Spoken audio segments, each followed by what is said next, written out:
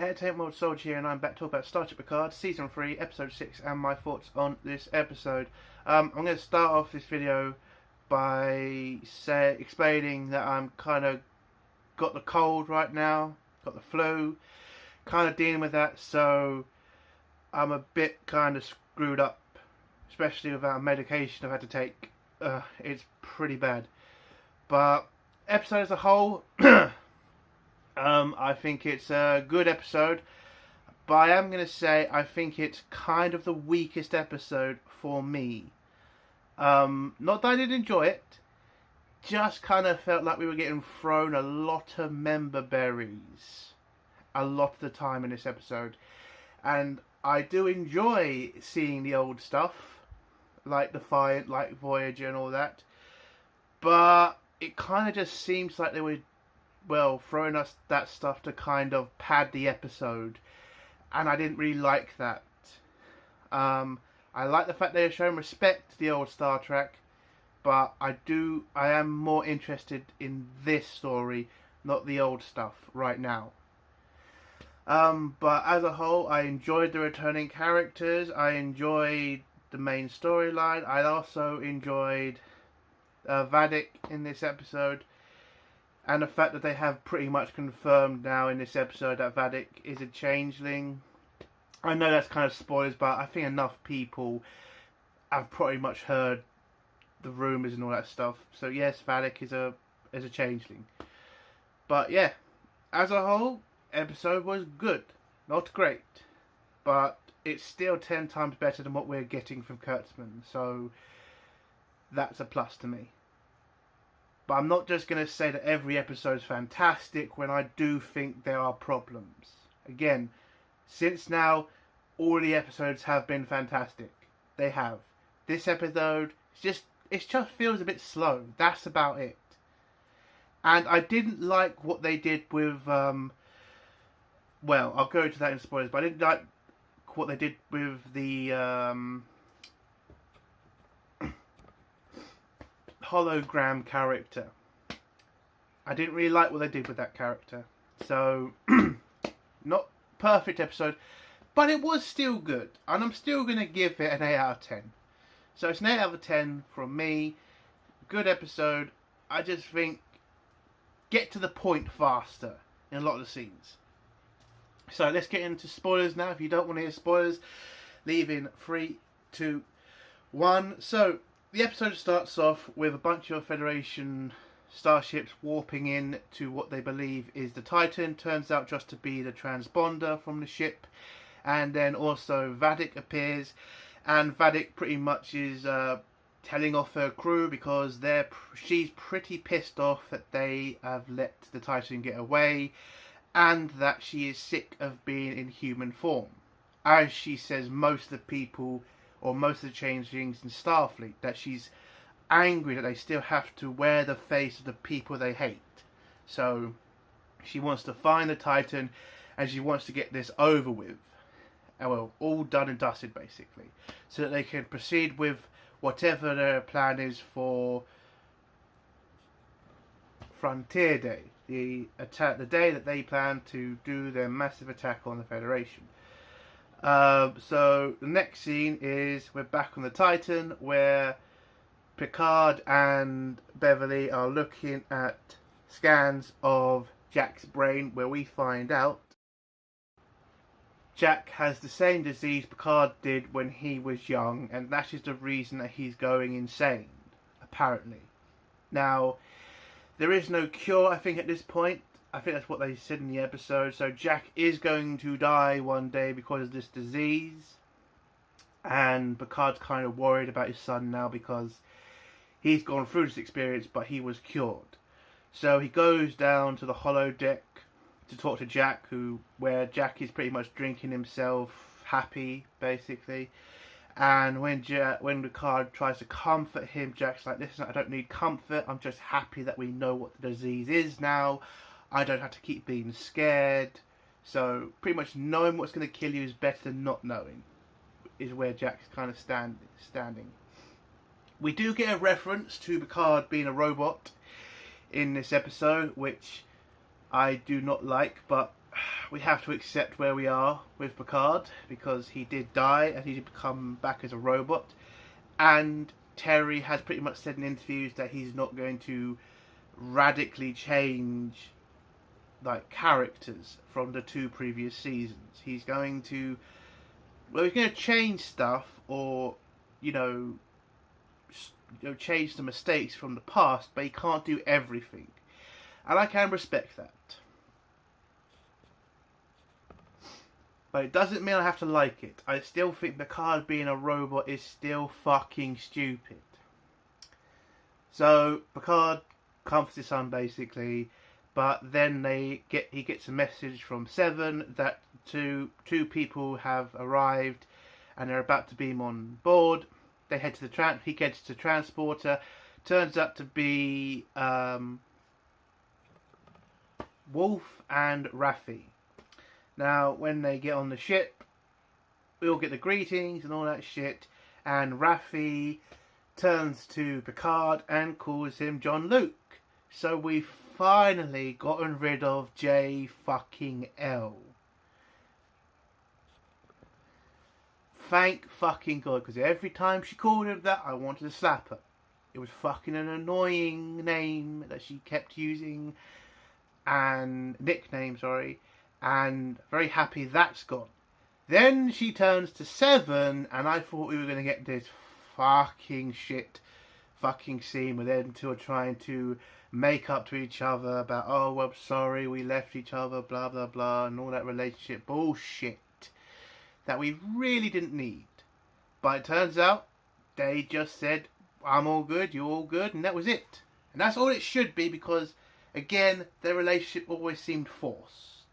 So, at least we didn't have to deal with a fucking 10-minute scene of them two trying to make up with each other. Because that would have been boring. So, we go, next scene is Raffi and Worf telling them what they found out. Telling them they need to get to the Daystrom Institute. And by the way, Daystrom has had a massive overhaul. Because I remember seeing it in Voyager. It used to just be a small little star base. Now it looks like a fucking... Well, it looks better than what it used to. And especially now it's apparently where the Federation, or specifically Section 31, keep all their dirty secret stuff. Worf also mentions how he also mentions about a Dominion war. He says about how the changelings how they acted during the war. They're, they're a strong threat. They know how to intimidate. They know how to scare and fool their enemy. And how also the Federation likes to hide their dirty secrets at this facility. So Worf just pretty much goes on a little tangent about, yes, the changelings are bad, but what could have made them go bad is the fact the Federation used a chemical weapon on them, and this might be the end result of that weapon. So Worf is pretty much saying the Federation screwed up by letting Section 31 poison the changelings. And I kind of think that was actually interesting. Something from the past that we all saw was kind of a bad thing the Federation did, coming back to bite them. And I can respect that storytelling. That was a great fucking line. That was a great fucking bit of information. And a great bit of something adding to Star Trek lore. So they decide to go to Daystrom. And when they get there, they beam over Worf, Raffi and Riker. But Worf was thinking it was going to be Seven. And so Worf was trying to say... It was a funny scene. He was trying to say, you two are going to be good with each other. I've fought with people I used to date. Nothing weird ever happens. And then Seven says she's not going. And Worf just says, thank fucking God, because I couldn't pretend for that long. And that was a pretty funny scene. But Riker comes in and says he's the one beaming over. I also do like Raffi's and Riker's kind of jackets and how they show their rank on their right side. Not going sideways, it's going down. I kind of like that. It looks kind of cool. I'm just going to admit that. So they beam over to the Daystrom. when they get there, the security system or AI starts asking for who they are. Worf then has to get to the chip they stole from the Romulan gangster, and he turns it on, and the computer allows them into Daystrom. They head in, and this is the part I'm not really sure I like. Listen, I like the fact when they were walking through Daystrom, they were seeing all this stuff like attack tribbles that scared Worf, and Riker made a joke about it, and Worf kind of got pissed off about it. That was a kind of funny scene. But then you saw like other things, and I think I saw Kirk's body was also there, which is a big thing. I mean, why would Section 31 have James T. Kirk's body? That's kind of confusing. I'm not sure it was his body. I just remember seeing James T. Kirk, and I did see a body kind of picture on the screen. So that's what I'm assuming it is. So whilst they're going through, they then see a crow fly by, and Riker doesn't, well, he seems to remember dealing with something like that years ago. And then it turns out to be Moriarty. Now, I said in my trailer review that I kind of didn't understand why they would bring back Moriarty. He's a good bad guy, but he did have a pretty good ending, which was kind of where you should have left it, in my opinion. And credit to Terry, he didn't fuck this up. It's a completely different version of Mycroft, so I can respect that. What I'm not going to respect is how they did bring Moriarty back, which is basically a security fucking guard, which he basically is, who's sending a message back to the computer, because Riker figures out that all the tunes he's hearing are reminders of his first meeting with Data. So when he figures out what the song is, he starts to sing it, and it deactivates Mycroft and opens the door to the AI, which is basically Data, Lore, B4 and Dr. Sun. Now, I just want to stop here for a second and talk about Brent Spina for a little bit. Brent Spina has been in this show way too many times, and he's played way too many characters. I'm just going to put out there, I have never not said this about Spina. I've said it in all my Picard Season 1 reviews and Season 2 reviews. They've been doing this guy a bit dirty by making him have to play all these random fucking characters when the only characters he should ever be playing is Lore and Data. They're the only characters that he's really good at playing. All these other characters did kind of piss me off. Playing his sons, playing... I'm sorry, it's just remembering all the fucking crap from the last 2 seasons that he has been a part of. It does piss you off. But at least they're bringing him back, and they look like they're trying to bring back Data, which I think is one of the things Terry is trying to change.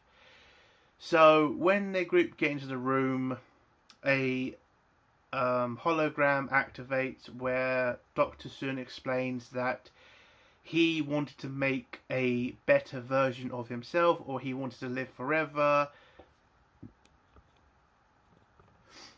But that was a bad thing, not just for himself, but also for science. So what he decided to do was make a new kind of android and put everything that he created into it, plus himself. So basically, what this machine would be a human, a robot. It would be Sun, Data, Lore, and B4. Now, my one problem with this is B4 was kind of a prototype, crap. It was a crap robot. He was dumb. So why would you add B4 in at all? I can respect the fact they just want to remind us that B4 existed from the movies.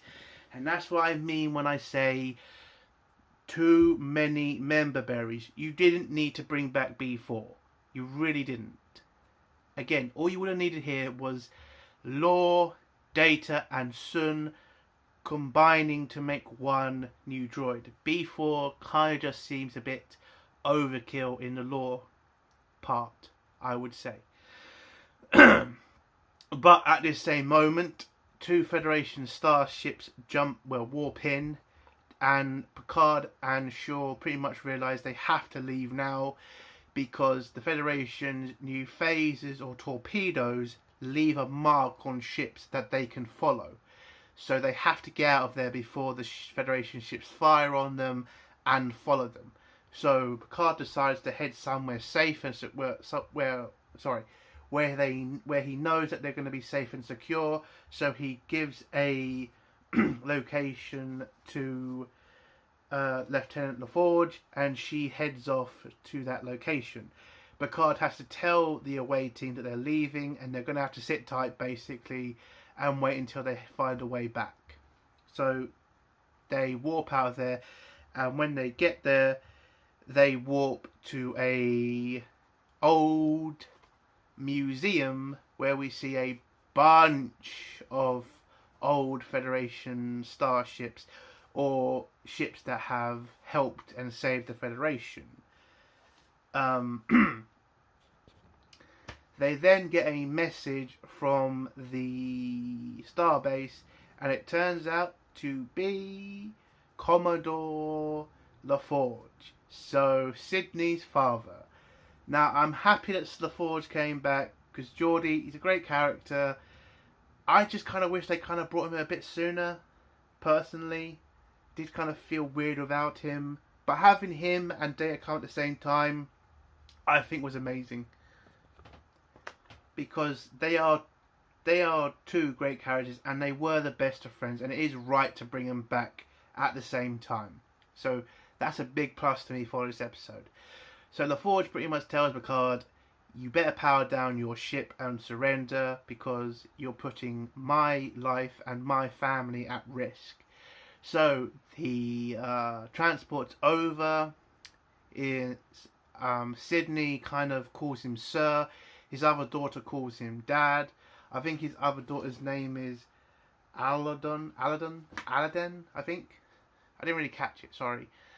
But he's apparently he's more closer to his other daughter because she's a mechanic, whereas Sydney is a pilot. So that's what Sydney believes. Because she then talks to Jack about it, and that's what she admits to him. Like, yes, he's probably more close to my sister because she's a mechanic. And there you go. But when LaForge gets off the transporter floor, he tries to decide should he hug the crew, hug his friends or give him a handshake. But he hugs Beverly and he hugs Picard. Worf says hi and all. No, he doesn't. He's not there. Well, he says hi to all the gang, and then he takes Picard to the meeting room to have a talk with him about the fact he's put his family in massive danger and he can't just hide here because, well, there's too many people that come daily, and again, you are putting his family at risk. But Picard has to remind him they're not just running for no reason. They're running because the changes have taken over the Federation, and that they've got a plan to destroy the Federation, and they need to find out what the changelings are up to.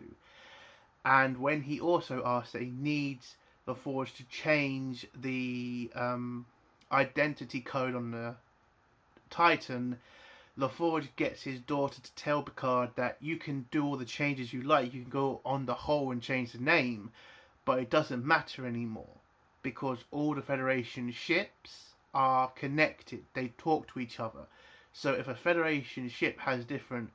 So if you change the name, it makes no fucking difference because that ship will still identify as the Titan to another Federation ship. So there is no way for LaForge to change the ID to, well, get the Titan to head back to Daystrom to save the away team. He also mentions about Frontier Day, about the fact that at that event the entire Federation fleet will be there.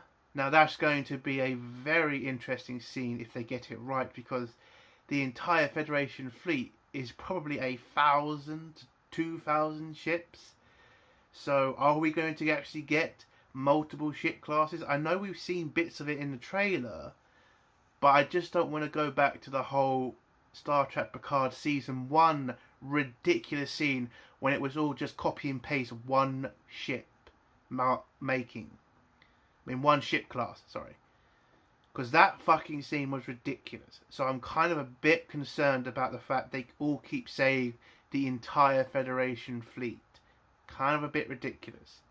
You should have kind of said a select group of ships. And you could then, that number could be any number. But the entire Federation fleet, kind of a bit on rocky ground for me. So LaForge gives an ultimatum to Picard, says, listen, I'll help you as much as I can, but I want my daughter to basically stay on the ship. So Picard just has to accept, well, he doesn't want to get his daughter killed, he doesn't want to hurt Jordy, so he goes over to Sydney and says, we've made a deal, your father's going to help us out a little bit, and you're going to stay here with him, and I'm going to tell Starfleet that you were not involved. But then Sydney goes to talk to her father, where she pretty much says to her father, I know I'm not your most favourite child, but this is my family, I need to stay with them. Jordy says, it's not your family, it's my you are my family, and I don't want to see you hurt. And when we found out about the Titan going missing, that petrified us. And I love this scene because it shows, you know, a good father who's trying to look after his daughter, and a good father-daughter relationship, which again, we rarely see these days. There's rarely good fathers in entertainment, which is really weird. But Sydney manages to convince Jordy that what she's doing is right, and that he's got to stop being on the sidelines and actually help to save the Federation, help the crew fight the Founders, or fight the Changelings. When she leaves the room, she bumps into Jack, and Jack... Oh no, I forgot the scene where Jack and Seven start talking to each other. So Seven is pretty much going through the whole list of ships around the museum. We see the Defiant, we see a couple of new ship classes, well, not classes, new ship names, the Yorktown, stuff like that. We then see Kirk's Enterprise or Constitution class, and I kind of wish they did bring up the fact it's not the original Enterprise, because that Enterprise did blow up in the Surge of Spark. I kind of wish they did say that, but it is Kirk's Enterprise from, you know, Undiscovered Country and the fifth movie, which is a terrible movie, but there you go. Still better than what we got from Kurtzman, but that film still has problems. But then we get to Voyager, because Voyager is also there. Now, I was kind of surprised that Voyager is in a museum right now, because why the hell would Janeway allow that? Why would she not just keep that as her main ship for ages? Like, that's a very... Well, I won't go into details about that, but I was very surprised that she didn't keep the Voyager. So Seven tells Jack about the fact that's where she was remade, that's where she found herself, and that's where she found a family. And Jack pretty much brings up the fact that now she's found a new family now she's trying to find a new family, and that was the scene. I mean, it's an okay scene. I kind of enjoyed seeing all the, you know, Federation ships from history. Oh, they then brings up they then see the exact bird of prey from a voyage home, and it turns out that they were able to recover it from San Francisco Bay, and they even mentioned the whales, and how the cloaking device on the bird of prey is still in action. Well, is still operational, because the reason the Federation couldn't find the bird of prey was because his cloaking device activated when it went underwater, which is kind of weird, but there you go.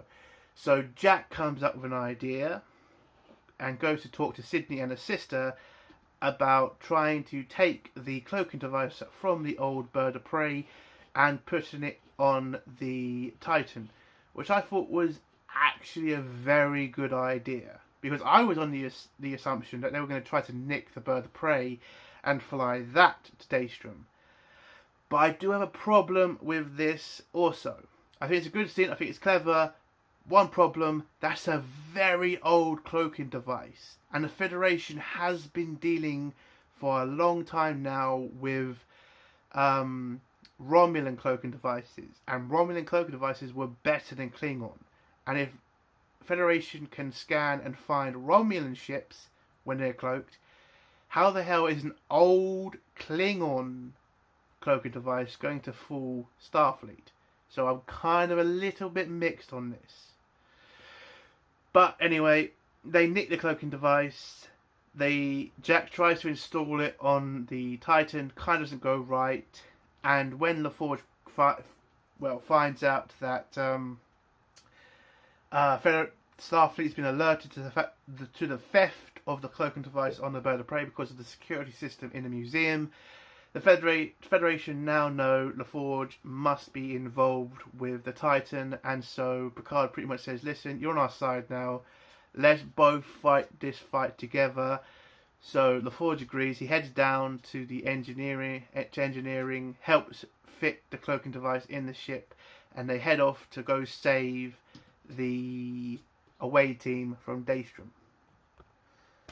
On Daystrom, the away team's kind of realising they're pretty fucked because the Starfleet security is breaking through and are going to eventually find them.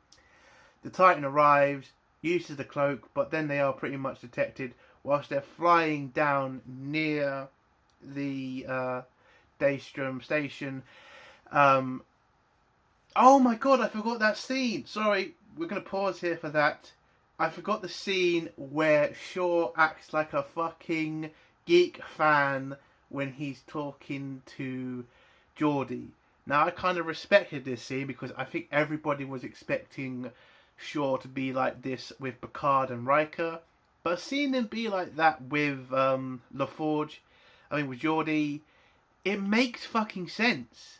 Because he is a engineer and he would be more inclined to, be more of a fan of Jordy because he was also an engineer. So I really like that scene, and it was a funny scene between them both because Jordy pretty much says, listen, we could geek about this for hours, about this ship being amazing, but we don't have time for that. And he does mention the fact the ship's kind of been battered a little bit, and Shaw says, yeah, it's been a rough few days. And I kind of thought it was a funny scene between them both, and I liked the scene. Back to where we were before I realised my mistake. So the Titan flies by the station, beams over Raffi and Worf and what do I call it? Data? Because it's not really Data. But I'm just going to say they beam over the droid and Worf and Raffi. Riker stays behind to hold off Starfleet security. When he holds them off, Starfleet security fires a transport inhibitor on his shoulder, so the Titan can't beam aboard. The Titan gets over the three members of the away team, without Riker, and they warp out of the area so Starfleet can't use their weapons on them. On the Titan, Jordy is trying to rebuild this droid, and he figures out that the droid is basically a mixture of Dr. Sun, Data, Law, and B4. They activate B4. Well, before they activate B4, we do get a lovely scene between Sydney and Jordy, where Jordy says he is proud of her, he just worries about her, and he wishes that he could be like himself from the past, but he is a father and he has to kind of be more realistic.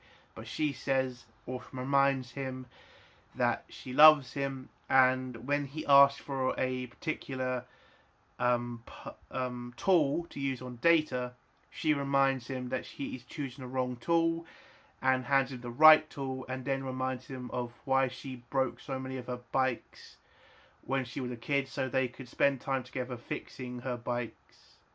And that was a kind of lovely scene. Anyway, the Forge activates Data.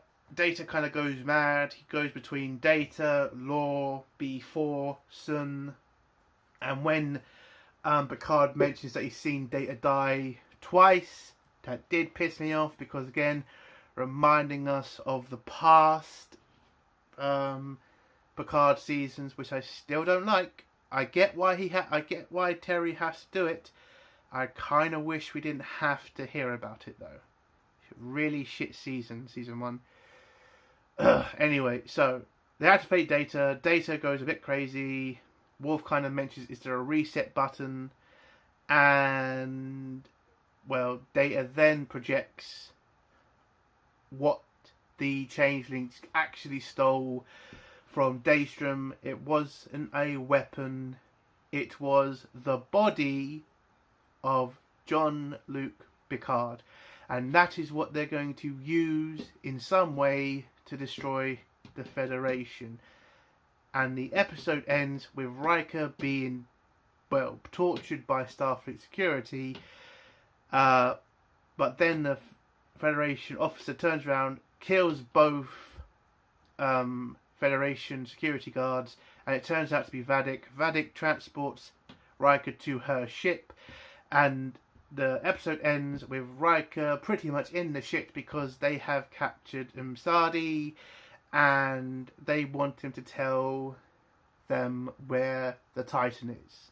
And that's how the episode ends. It's a good episode.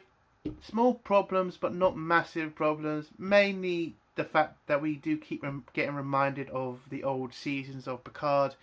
But again, it's an 8 out of 10 from me. It's still the best Star Trek we've been getting for a while. And I can't wait for next week's episode. And that's the end of my review. If you like this review, give it a like. If you dislike this video, give it a dislike.